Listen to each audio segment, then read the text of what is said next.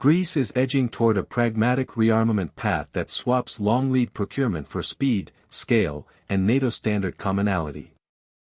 Rather than wait for new production lines, Athens is studying a package of U.S. systems available through the Excess Defense Articles channel: Abrams main battle tanks, Paladin self-propelled howitzers, Bradley infantry fighting vehicles, Humvee 4x4S, AH-64E Apache attack helicopters, and UH-60M Black Hawk utility helicopters.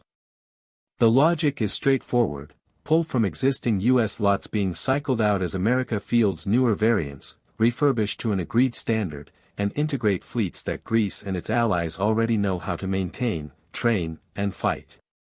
In a security environment defined by compressed decision time and contested littorals, the attraction is less about glamour than about availability and reliability. The concept aligns with Greece's operational geography. Defending scattered islands and sensitive border sectors demands protected mobility, responsive fires, and lift that can survive and operate from austere sites.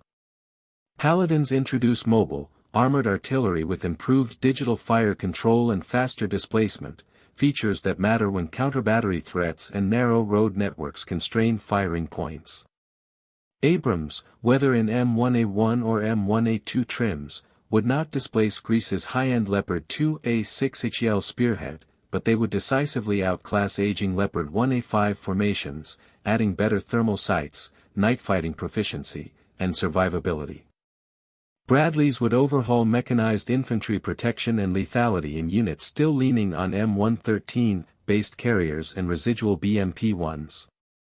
Humvees, though unromantic, would standardize light mobility across reconnaissance, command, and logistics roles so that daily readiness improves at the edges as much as at the center. Rotary wing additions tie the concept together. The AH-64E Apache Guardian extends Greece's existing Apache experience with network sensors, improved reliability, and endurance that suits maritime interdiction and anti-armor strike. In island defense, the ability to concentrate effects rapidly at night or in poor visibility is not a luxury, it is a deterrent signal. The UH-60M Black Hawk, meanwhile, offers medium lift depth for air assault, medevac, and logistics, missions set strained by aging UH-1HS and limited numbers of newer European types.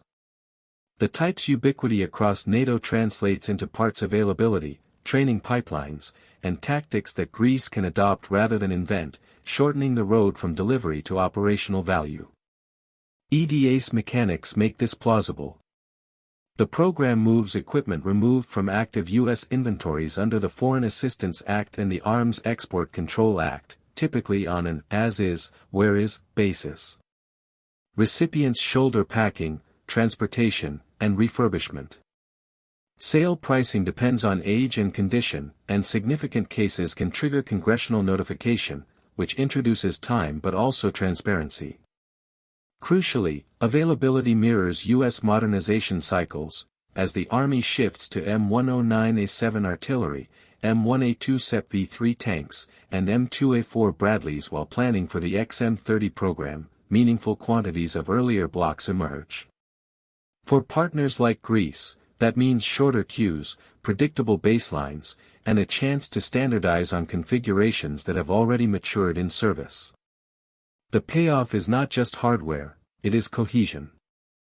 Standardizing artillery battalions around later model M109S compresses training, rationalizes the spares pool, and integrates more cleanly with Allied targeting and command and control workflows.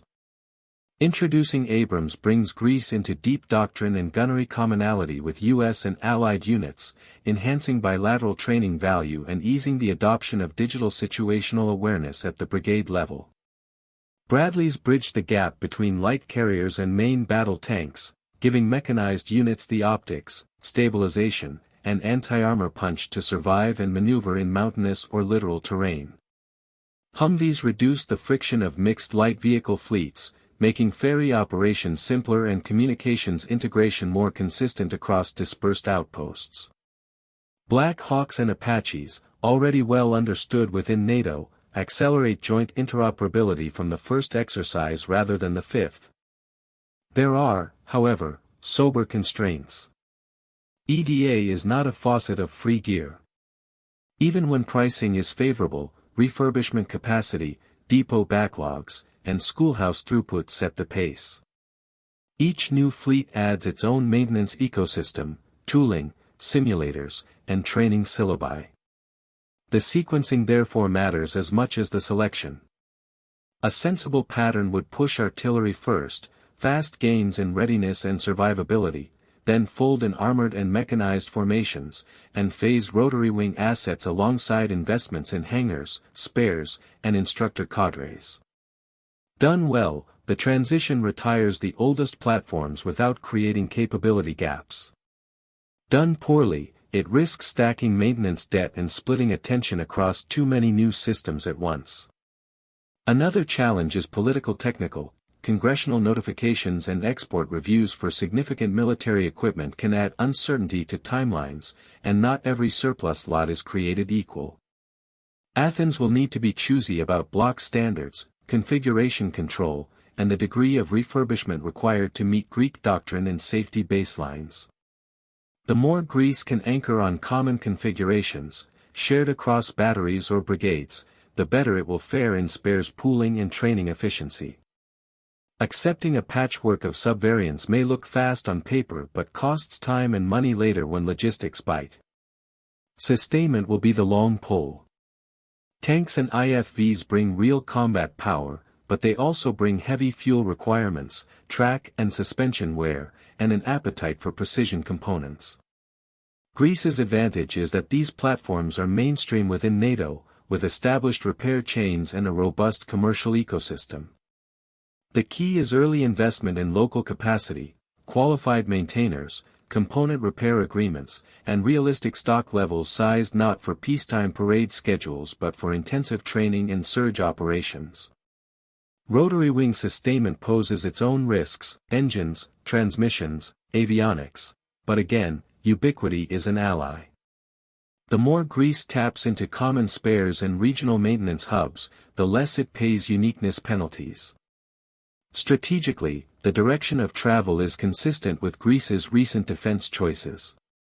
Across services, Athens has leaned into U.S. origin capabilities where they solve near-term problems and harmonize with NATO procedures, while keeping European-sourced crown jewels where they make sense.